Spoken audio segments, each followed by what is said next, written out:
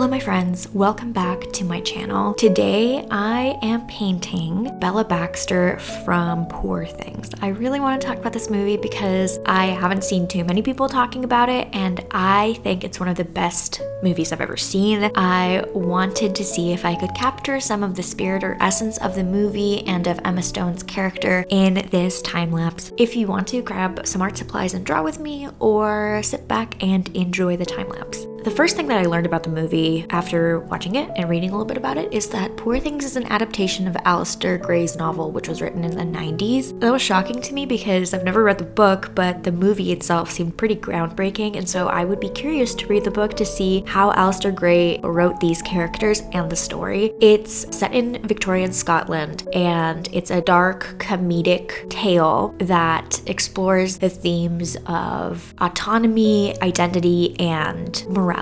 I did not know any of this going into the movie. I just saw the trailers and I did not know what to expect about it. A lot of the movie is based on finding yourself through exploring your sexuality, which is not something that I was expecting from this movie because it wasn't in the bio on Google. I'm a pretty prudish person, and this movie has the most amount of nudity and graphic content that I've seen in a movie, I think, ever. It's like a whole season of Game of Thrones in one movie. You know, if you're prudish like me, you might be shocked by all of this, but other than that, it's such a great watch, and if you're not bothered by that, then perfect. Even though this movie is very explicit, even though the director was a man, I don't feel like the movie was directed through the male gaze. If anything, it really told the story of being a woman so well. A lot of movies make me really upset the way that they portray women in a very degrading way, or in a way that women don't have personalities or interests, but this movie was so amazing for showing the struggle with autonomy, learning about yourself, societal expectations of you, discovering what morality means to you, the boundaries of morality for yourself. It was what I was expecting from Saltburn, with the way that people describe Saltburn. Poor Things is a lot.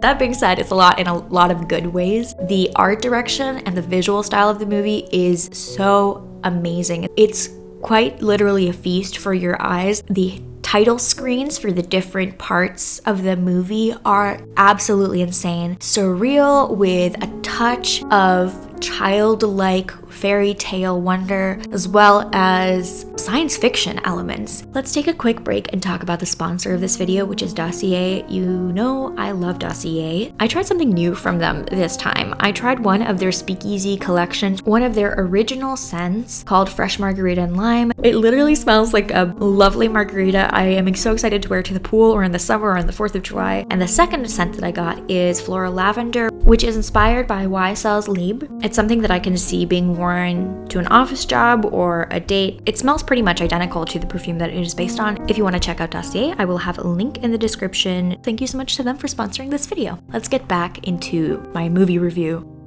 The performances from all of the actors were insane, specifically Emma Stone. She portrayed this character so incredibly well. I feel like she jumped out of her own flesh or soul or skin or something to play Bella Baxter, because it didn't even feel like I was watching Emma Stone on TV. I love Emma Stone in general, but this role was so unique. It was so impressive. I don't know how anybody could act as well as she did. It was such a funny movie, and for me, visually, it was absolutely revolutionary. I haven't seen a movie like this probably ever. It was as if you mixed Sleepy Hollow with Alice in Wonderland, the live action, with Charlie and the Chocolate Factory, and with Jane Eyre. If you're fine with the rating of the movie, you definitely need to watch this because it is insane. It's a very long movie. This character progression is amazing. I love the ideals of bodily autonomy and, even socialism that kind of appears throughout the story in a very comical way. Mark Ruffalo's acting is also insane. I've never seen him in such a sinister but comedic role. He's always a cute, shy guy in a movie. He's the Hulk, so he's a little meek guy and then he turns into the Hulk. Or he's always this really sweet, soft-spoken guy in every movie I've seen. And in this one, he's completely the opposite. He's such a jerk. He is so angry, so boisterous. It's such a great performance. Emma Stone and Mark Ruffalo pair together so well in telling this story. I'm really compelled to read the book now because I'm so curious as to how it differs from this movie. The reason I chose this one reference photo of Bella Baxter was because of the angle. I find it a pretty difficult angle to do the 3/4 looking up, so looking up somebody's nose. I am pretty bad at drawing people from this angle, so I thought this would be a good challenge, especially since I knew I was going to be spending more time on it and working on it. I knew this was going to be a good learning opportunity for me. And this specific scene in the movie was one that I thought was so beautiful because it was where Bella began to understand emotions and empathy and art. So I thought it was a great scene specifically. The setting was so warm as opposed to a lot of the maybe more colder parts of the movie where it's like blues and grays and blacks.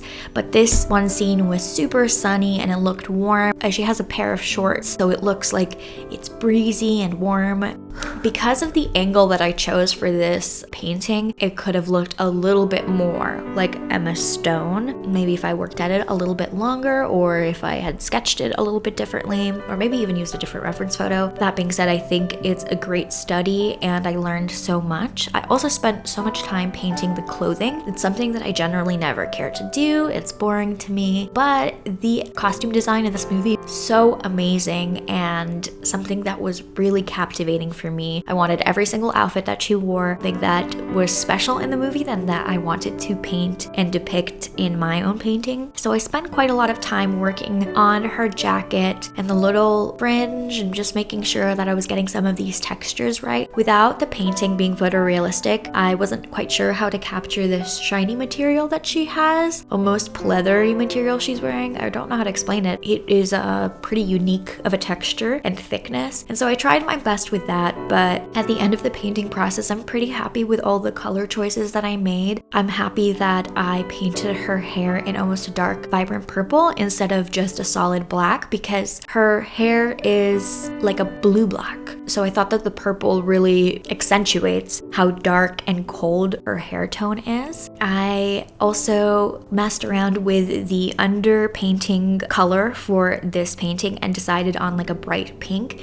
And in the end painting, I find a lot of little hints of pink that tie the whole piece together and add a little bit of like chromatic aberration and interest to the piece, making it feel a little bit more whimsical and fairy tale like. I'm happy with my color choices, really proud of it actually, and I always find a lot of joy painting stills from movies that I enjoy greatly. I painted Marty and Rust from True Detective Season 1 a couple years ago, and I love that painting. I captured the essence of the one scene that I painted really well, and it is something that maybe I'd like to do more of. Let me know if it's something that you enjoy. Thank you so much for watching this video. If you enjoyed it, give me a thumbs up and subscribe for more content. I put out new videos every single week, as well as a ton of shorts. If you want to follow me on Instagram or TikTok, my socials are linked down below. I hope you have a great rest of your day, and I'll talk to you guys in my next video.